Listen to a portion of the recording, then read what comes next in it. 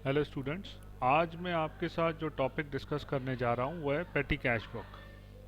देखें, आपके एग्जामिनेशन में कभी ऐसा होता है कि कभी कैश बुक एग्जामिन होती है और कभी पेटी कैश बुक।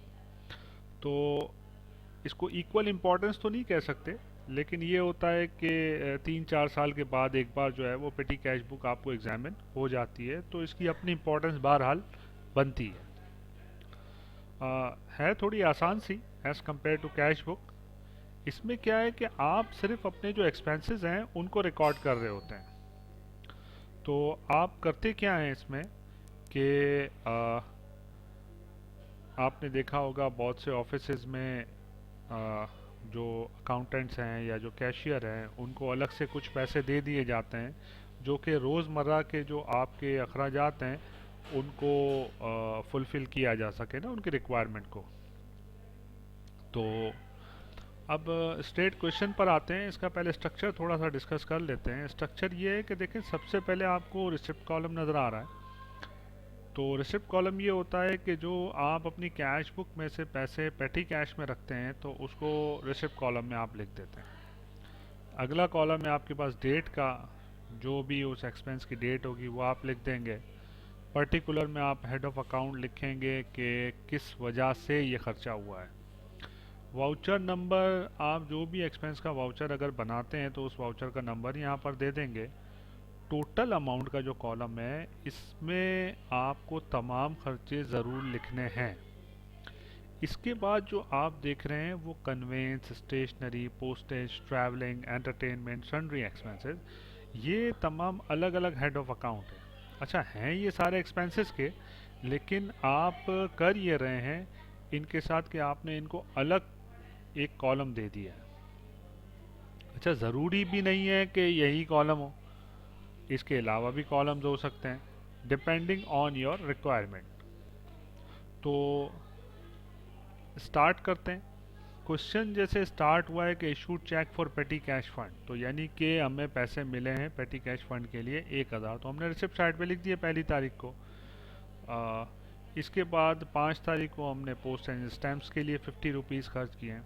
तो एक तो हमने इसको टोटल अमाउंट में लिखा, प्लस जो आपको पोस्टेज का जो कॉलम नज़र आ रहा है हमने वहाँ पे लिखा। फिर टी और स्नैक के लिए 40 रुपीज़ दिए, इसको हमने एंटरटेनमेंट में लिख दिए। रिक्शा फेयर को हमने कन्वेंस में लिख दिया। पेन एंड पेंसिल को हमने स्टेशनरी में लिख दिया। रेल टिकट को हमने ट्रैवलिंग में लिख दिया।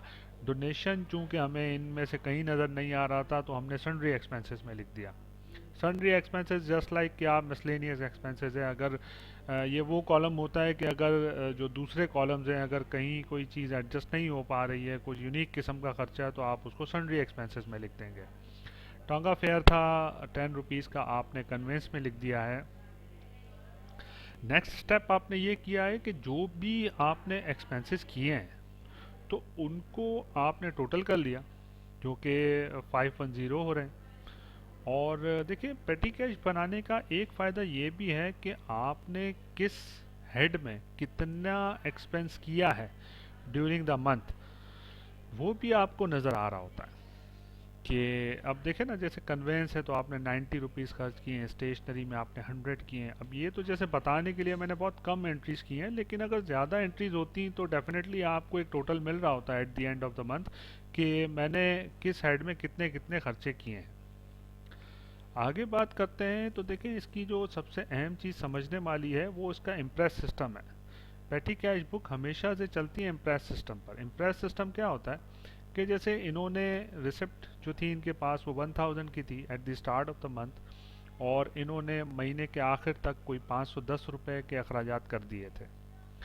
तो अब इनके पास जो बैलेंस बचा था वो 490 का था। लेकिन जब ये नेक्स्ट मंथ में जाएंगे यानी कि 1 जुलाई को, तो ये जो 510 इन्होंने एक्सपेंस किए हैं वो सारे के सारे रीइंबर्स हो जाएंगे। यानी कि फिर दोबारा 1 जुलाई को इनके पास बैलेंस क्या होगा, 1000 का। This is called the imprest system when you reimburse your whole expenses. तो at the start of the month आपको तमाम पैसे रीइंबर्स हो जाते हैं जो आपने एक्सपेंस किए हैं ड्यूरिंग द मंथ। यानी कि 510 रीइंबर्स हो जाएंगे, 490 हमारे पास ऑलरेडी रखे हुए हैं। तो 1 जुलाई को जो हमारा बैलेंस होगा वो फिर दोबारा 1000 हो जाएगा। अच्छा, पेटी कैश बुक इसकी प्रैक्टिस आप डेफिनेटली करें, क्योंकि जब तक प्रैक्टिस नहीं करेंगे तो चीज़ समझ में नहीं आएगी। और अगर आपको कोई परेशानी होती है इसमें तो आप मुझे कमेंट कर सकते हैं और क्वेश्चन रेफ़र कर सकते हैं ताकि मैं आपको सॉल्यूशन प्रोवाइड कर सकूं। आई होप कि आपको ये वीडियो पसंद आई होगी। Thank you very much.